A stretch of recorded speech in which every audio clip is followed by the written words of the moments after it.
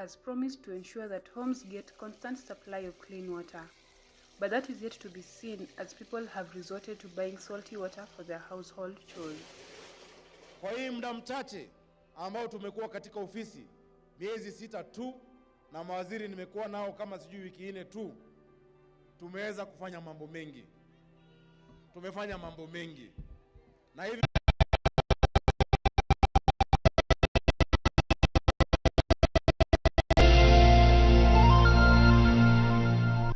food, a great atmosphere, and cutting-edge design. What more could you ask for? One of Kenya's newest hotspots is doing it all and adding culinary art into the mix.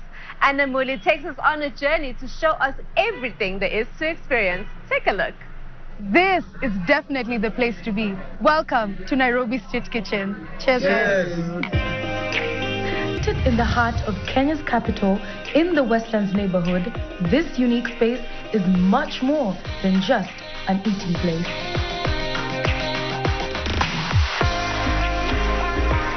One of the must-experience places in Kenya is Nairobi Street Kitchen.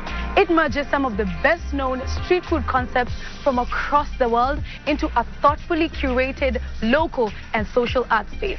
What Nairobi Street Kitchen has done is it has brought international food and drink to our doorstep, not only making it accessible, but also creating a love around international and exotic food options.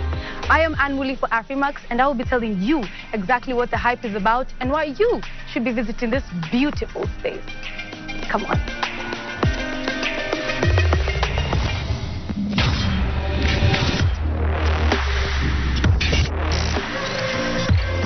Since its opening in June 2021, the street food market offers a variety of treats both for the eyes and the palate. Welcome guys, Chef Sammy, the Pizza Yolo, Nairobi Street Kitchen. But before I have the food, I have to check out Nairobi Street Kitchen's unique style. I am now going to meet Faisal, who is the general manager at Nairobi Street Kitchen and also one of the brains behind the concept. So let's go. And welcome to Nairobi Street Kitchen. Thank you. Great to have you here. Thank you for making time. We're excited to have you. Yeah. Can we have a look around? Yeah, for sure, for Okay, sure. please follow me.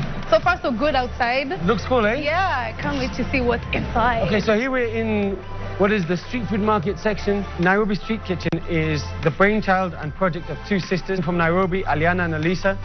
And they had a vision to create something here in Nairobi that was an offering to this vibrant, beautiful, colorful city that we live in, moving in a less formal direction. So that's why we have 7 different street food market concepts which offer self-service, or in one sense it's a way to interact with the people who are serving them. Remember I was talking to you about how we've tried to upcycle, recycle, reuse materials in what we've created in the space.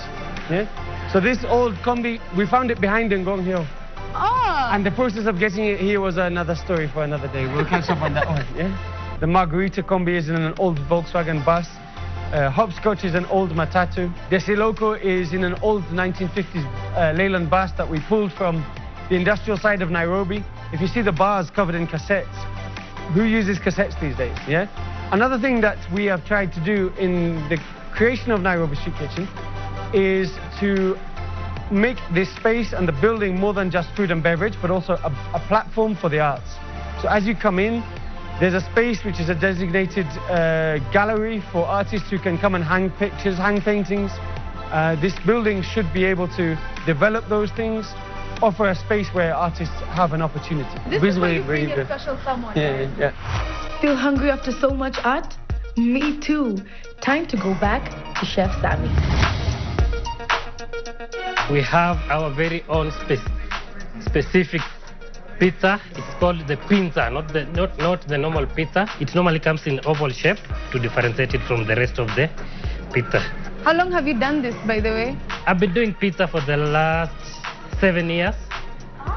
So for this pizza we use our cream sauce.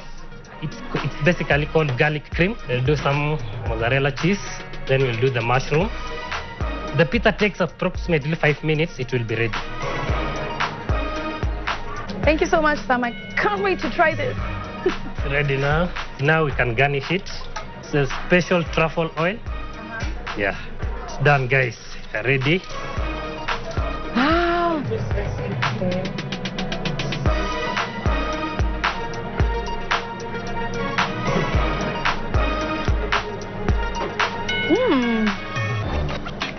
I didn't think I'd like this leaves, but I actually love it. I see why Faisal was telling me I need to try out the pinza. It's definitely good. Guys, my conclusion for NSK, it's worth a visit, especially when you like to explore something new.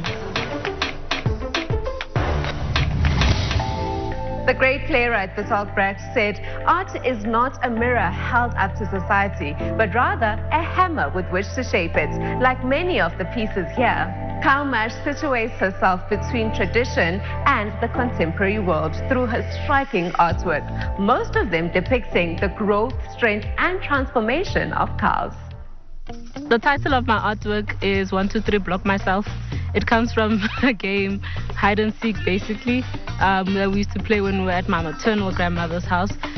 My name is Cow Mash. I'm a sculptor primarily, but a multidisciplinary artist. Limpopo born and raised in Tshwane, Kaumash is a contemporary artist specializing in sculpture. She depicts religion, culture, and identity through her work. From the Pedi tribe, she merges the modern with the traditional and works exclusively through the symbolism of the sacred cow. My name is actually Kaukelo Motepa Mashilo, birth given name. My mom used to call me Cow when I was younger, so the cow part kind of stuck to me. When I was older, I decided I'm gonna go in with the cow. Later on, I realized that spelling it C-O-W was a problem because I'm a female and I'm naming myself Cow, even though it had nothing to do with the derogative connotations that are put on a cow. Nobody could call me fat because I was a healthy cow then, and the spots on my face didn't matter because cows have spots, and the size of my family nose didn't matter because cows got big nose. But it was also my quest then to reclaim the name and have it as my own. So I fully embody cow, and after doing that, my experience and being in the world calling myself cow, that kind of fizzled into my art making. What stands out for me is just how prominent it is within our practices, within the slaughters, family gatherings, bringing people together, and the most significant being how the cow is the bridge between the ancestral plane and our world. Through cow metaphors, Kaumash tries to situate herself between tradition and the contemporary world. She creates pieces with synthetic leather and sculptural works using synthetic wools, combining various fabrics to build texture. I have been working as an artist for probably just under 10 years now. I think it started off as a longing to be more connected to the culture. So I pulled from very nostalgic objects that I would see from my grandmother's house and things that reminded me of home and in essence reminding me of my culture as well. So we have a saying, Modimo wa Nkwemetse, which means God with the wet nose. And for me, I think that embodies just how powerful the cow is within our culture. All my processes are very meditative, and the meditative part starts before the actual sculpting or the putting together of the work. I use a variety of materials, but specifically synthetic cow hides or various synthetic fibers. In the beginning, it was because I felt that I was removed from a cultural space. So being a girl that grew up in the suburbs, it felt as if I couldn't use a real cow hide because I'm maybe not as connected to culture as my cousins who lived in the homelands. I think that now the synthetic materials are also developing into a thing of showing how culture transforms and how it isn't stagnant. Even though the potency of it is kept and the ritual of it is kept, there is a change that happens that is developing with the times.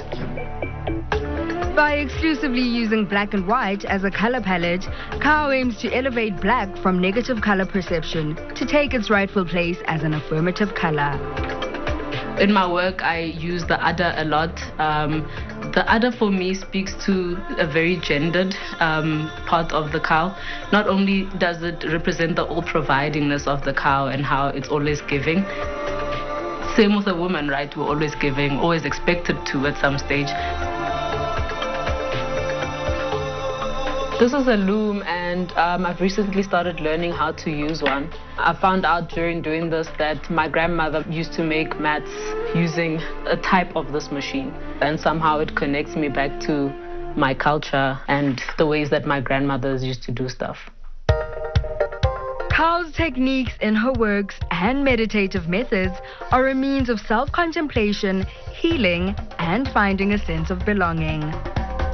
Her pieces have rich African history, and each piece tells a great story. Recently, her modern and contemporary creations have attracted the international market. I'm at Nairobi Sculpture Park, where I have a work displayed. This specific work was in response of the title, Good Neighbors, and what the idea of good neighbors is.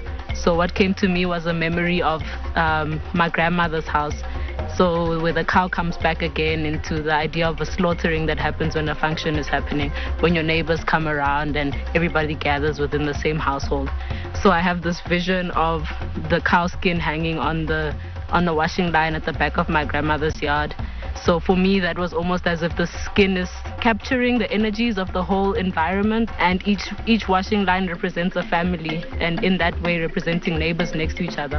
Karl Masche's work forms part of the realms of existence. The washing lines tend to be quite a public space. There's something interesting in exploring what is a common space versus a private space in this modern day. My work, as well as my physical appearance or aesthetic, both tie in together in being its own version of a culture that is still there, but just inspired by culture, but also there within itself. Most African cultures continue the expression of cultural beliefs through the arts. African art has played a significant role in shaping the culture and history of the world. Kao Mash is getting her work internationally recognized while staying true to her baby roots.